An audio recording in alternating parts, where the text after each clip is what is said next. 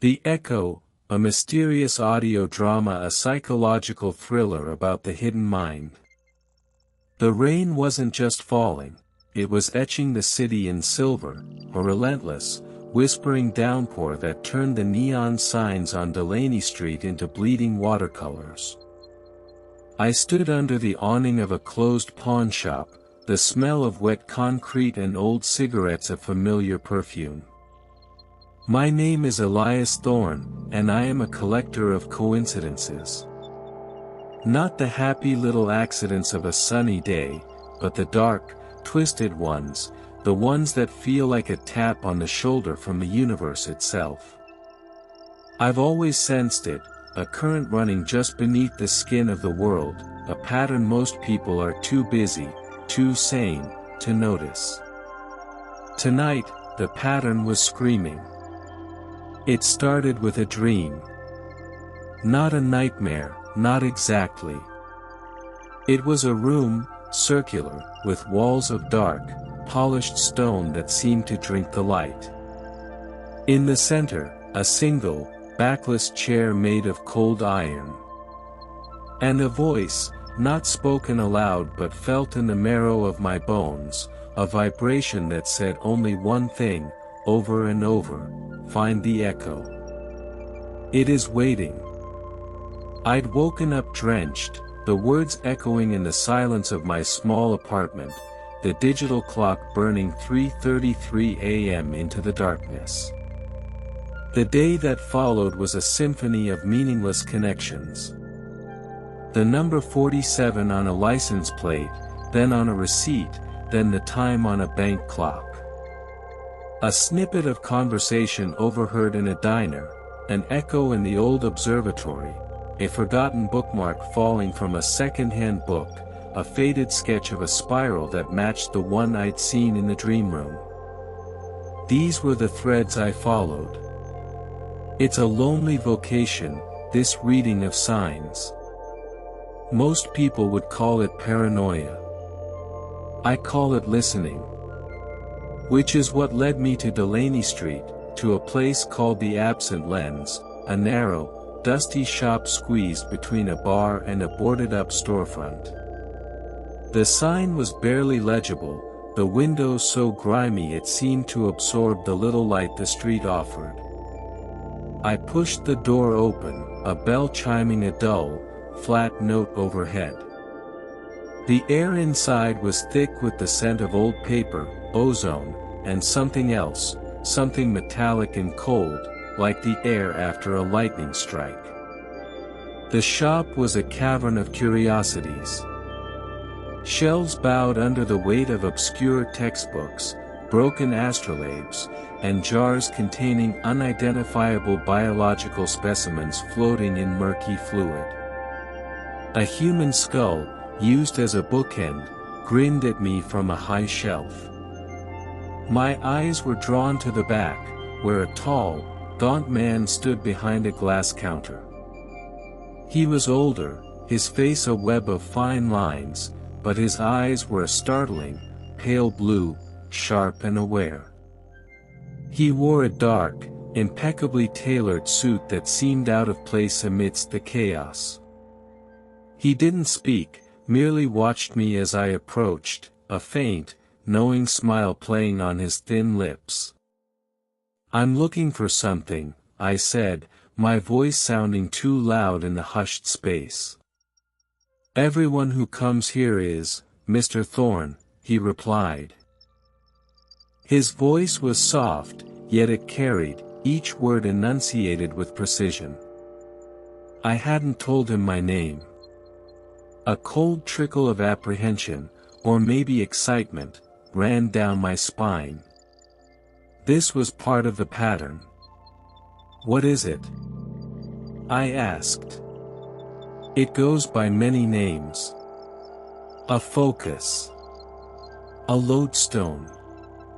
Some call it the echo."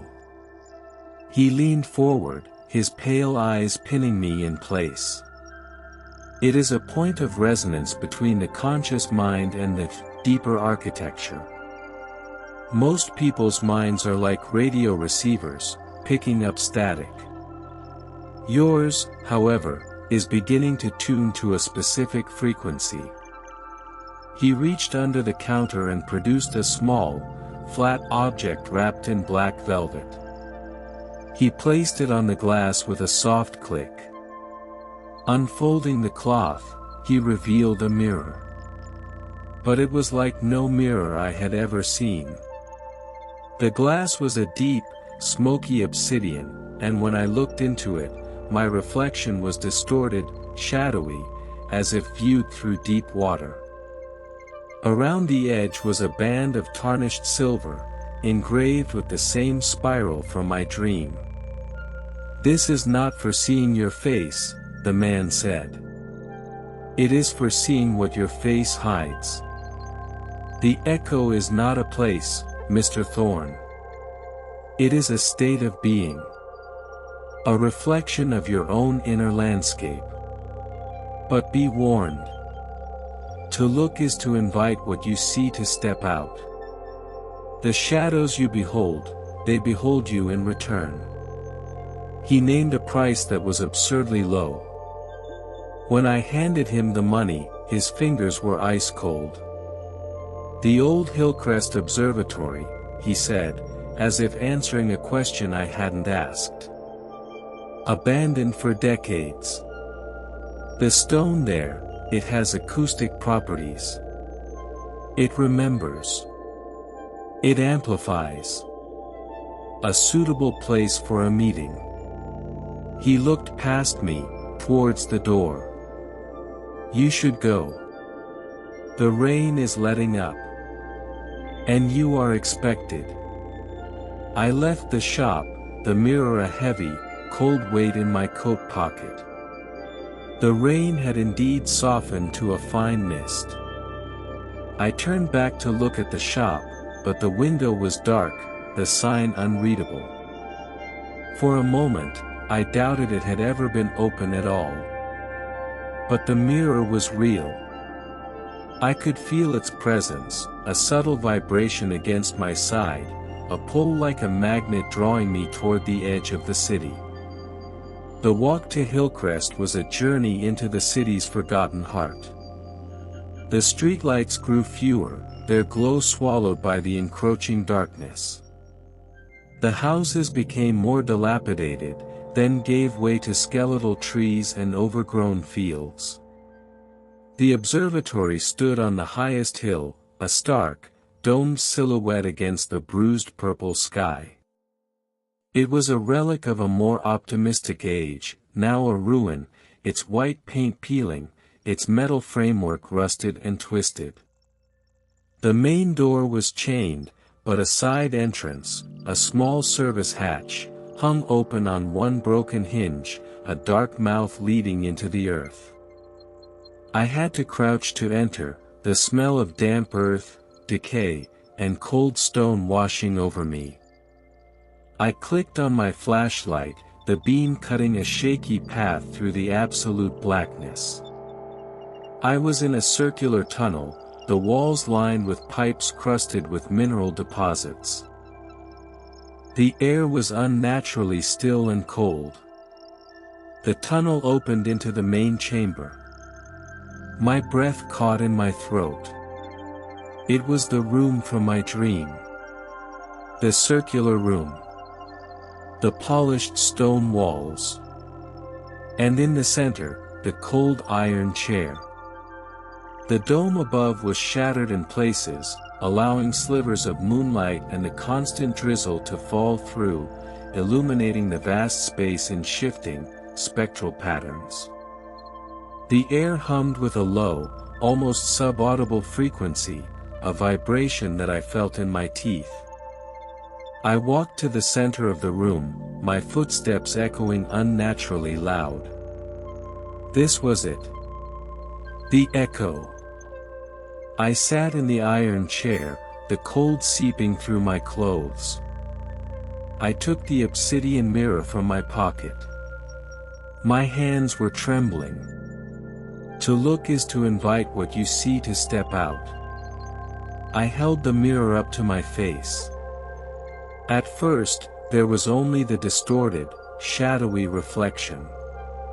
But as I stared, my features began to melt away. The surface of the glass seemed to ripple like the surface of a pond. The image cleared, but it wasn't my face I saw. It was a memory, vivid and raw, rising from the depths of my subconscious. I was 10 years old, hiding in a closet, listening to my parents argue with a violence that shook the house. The fear was a physical thing, a cold stone in my stomach. I saw the root of my own solitude, my fear of connection, my tendency to retreat into observation rather than participation. The mirror was showing me my own foundation, built on fear. The image shifted. I saw myself as a young man, letting a relationship wither because the vulnerability was too terrifying. I saw myself turning down opportunities, hiding in the safety of my small, controlled life. I saw the petty jealousies, the hidden cruelties, the vast, arid landscape of my own regrets. This was the hidden architecture the shopkeeper had spoken of. This was the echo of Elias Thorne, a life defined by absence, by what he had refused to risk. A wave of shame and despair washed over me. This was the truth. This pathetic, fearful creature was the source of the patterns I followed. It felt like a sick joke. Then, a shadow detached itself from the deeper darkness near the wall. It moved with a liquid grace, a man-shaped void that absorbed the light. It didn't walk so much as flow across the stone floor towards me. It was the embodiment of the fear I had just witnessed, the accumulated shadow self I had spent a lifetime running from. It had no face, only a deeper darkness where a face should be, but I felt its gaze, heavy and ancient. You see, a voice whispered in my mind, a perfect imitation of my own inner monologue, but laced with venom. This is all you are. A collection of failures. The patterns you seek are just the mind's desperate attempt to find meaning in your own emptiness. There is no mystery. Only you. The shadow figure was now only 10 feet away. The air grew colder. I wanted to run, to throw the mirror away, to deny everything I had seen. But the iron chair held me fast, not with physical force, but with a terrible, clarifying truth. I was paralyzed not by the shadow, but by my belief in its words. And in that moment of absolute despair, another memory surfaced, unbidden. Not a memory of fear, but of its opposite. I was 7 years old, sitting with my grandfather in his garden. He was a quiet man, a gardener. He pointed to a sapling, struggling to grow in the shade of a large oak. "See that, Elias," he'd said. "The oak takes all the light, all the water. The little one has to fight for everything. Its roots have to go deeper, search harder. They become stronger than the oaks, because they have to be."